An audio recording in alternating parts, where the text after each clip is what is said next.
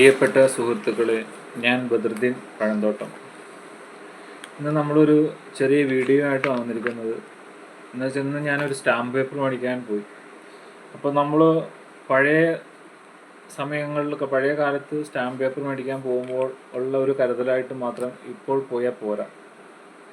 പഴയ stamp paper എന്ന് പറഞ്ഞാൽ ഇതായിരുന്നു നമ്മുടെ പഴയ സ്റ്റാമ്പ് പേപ്പർ, കുറച്ച് മാസങ്ങൾ മുന്നേ ഉള്ളത്. അപ്പോൾ ഈ സ്റ്റാമ്പ് പേപ്പർ മേടിക്കാൻ നമ്മൾ പോകുമ്പോൾ നമ്മുടെ അഡ്രസ്സ് മാത്രം പറഞ്ഞു കൊടുത്താൽ മതി. അതിന് മുമ്പുണ്ടായിരുന്ന സ്റ്റാമ്പ് പേപ്പറാണ് 78 കാലങ്ങളിലുണ്ടായിരുന്ന സ്റ്റാമ്പ് പേപ്പറാണ് ഇത്. അപ്പോൾ നമ്മുടെ ഇപ്പോൾ അതിൽ ഒരു മാസം മുമ്പുള്ള സ്റ്റാമ്പ് പേപ്പറുകളാണ് ഇപ്പോൾ ഈ വന്നിരിക്കുന്നത്. ഈ സ്റ്റാമ്പ് പേപ്പർ നമ്മൾ മേടിക്കാൻ പോകുമ്പോൾ നമുക്ക് നമ്മുടെ അഡ്രസ്സ് മാത്രം പറഞ്ഞു കൊടുത്താൽ മതിയായിരുന്നു. പക്ഷേ ഇപ്പോൾ നമ്മുടെ പുതിയ സ്റ്റാമ്പ് പേപ്പർ മേടിക്കാൻ പോകുമ്പോൾ നമ്മൾ 1-2 കാര്യങ്ങൾ പ്രത്യേകിച്ച് ശ്രദ്ധിക്കണം.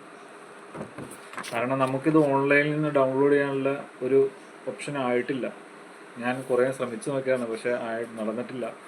ഇനിയിപ്പോൾ പുതിയ ഇതൊക്കെ വരുമായിരിക്കും, അറിഞ്ഞുകൂടാ. അപ്പോൾ അങ്ങനെ ഞാൻ ഇന്ന് നമ്മുടെ പഴയ സ്റ്റാമ്പ് പേപ്പർ മേടിച്ച സ്ഥലത്ത് പോയി ചെന്നപ്പോൾ നല്ല തിരക്കായിരുന്നു, നല്ല ക്യൂ ആണ്. ക്യൂ എന്തിനാണെന്ന് വെച്ച് കഴിഞ്ഞാൽ, നേരത്തെ നമ്മൾ ചെല്ലുമ്പോൾ നമ്മുടെ അഡ്രസ്സ് ഒരു പേപ്പറിൽ എഴുതി കൊടുത്ത് അവരത് നോക്കി കറക്റ്റ് എഴുതി നമുക്ക് തരുമായിരുന്നു. ഇപ്പം നമ്മളവിടെ ചെല്ലാൻ നേരത്ത് മൊബൈൽ നമ്മൾ മസ്റ്റായിട്ട് കൊണ്ടുപോകണം, അതുപോലെ തന്നെ അഡ്രസ്സ്. ഇപ്പോൾ ഇത് ഞാനൊരു ഇതാണ് നമ്മുടെ കാണാമെന്ന് കരുതുന്നു പുതിയ സ്റ്റാമ്പ് പേപ്പർ. ഇപ്പോൾ ഈ സ്റ്റാമ്പ് പേപ്പർ എൻ്റെ ഒരു വാടക ചീട്ട് എഴുതാനായിട്ട് ഞാൻ വാങ്ങിയതാണ്. അപ്പോൾ ഇതിനകത്ത് എന്താണെന്ന് വെച്ചാൽ, ഫസ്റ്റ് പാർട്ടി, സെക്കൻഡ് പാർട്ടി അത് കറക്റ്റായിട്ട് വേണം. ഫസ്റ്റ് പാർട്ടി ആരാണോ അവരുടെ അഡ്രസ്സ് കറക്റ്റായിട്ട് വേണം, സെക്കൻഡ് പാർട്ടി ആരാണോ അവരുടെ അഡ്രസ്സ് കറക്റ്റായിട്ട് വേണം. അതുപോലെ തന്നെ നമ്മൾ മൊബൈൽ കൊണ്ടുപോകണം. കാരണം ഈ മൊബൈൽ നമ്പറിലേക്ക് ഒരു OTP വരും. ആ OTP കൊടുത്താൽ ശേഷമേ നമുക്ക് ഈ പേപ്പർ പ്രിൻ്റായിട്ട് നമുക്ക് കിട്ടത്തുള്ളൂ. അപ്പോൾ അതുകൊണ്ട് നമ്മൾ നേരത്തെ സ്റ്റാമ്പ് പേപ്പർ മേടിക്കാൻ പോയ സമയത്ത് ചുമ്മാ കൈവീശി പോയാൽ ചിലപ്പോൾ അഡ്രസ്സൊക്കെ വേറെ ആളുടേക്കാണെങ്കിൽ നമ്മൾ പിന്നെ രണ്ടാമത് വിളിച്ചു ചോദിക്കാനും അല്ലെങ്കിൽ തിരിച്ച് വന്ന് പിന്നെയും ഒരു ദിവസം പോകേണ്ടി വരും. അപ്പോൾ നമ്മൾ ഈ 3 കാര്യങ്ങൾ പ്രത്യേകിച്ച് ശ്രദ്ധിക്കുക. 1 മൊബൈൽ, 2 അഡ്രസ്സ്. അതേപോലെ തന്നെ ഇത്രയും സാധനങ്ങൾ ചെന്നാൽ നമുക്ക് കറക്റ്റായിട്ട് നമുക്കവിടെ തിരക്കനുസരിച്ച്, കാരണം ഇപ്പോൾ എല്ലാ സ്ഥലത്തും നല്ല തിരക്കാണ്. ഇപ്പോൾ ഈ ജനുവരിയും ഫെബ്രുവരി മാർച്ച് മാസങ്ങളിൽ എഗ്രിമെൻ്റൊക്കെ പുതുക്കണ സമയങ്ങളിലും വാടക ചീട്ടുകൾ പുതുക്കണ സമയങ്ങളൊക്കെയാണ്. അപ്പോൾ അതുകൊണ്ട് എല്ലാ സ്ഥലത്തും നല്ല തിരക്കും കാര്യങ്ങളൊക്കെയാണ്.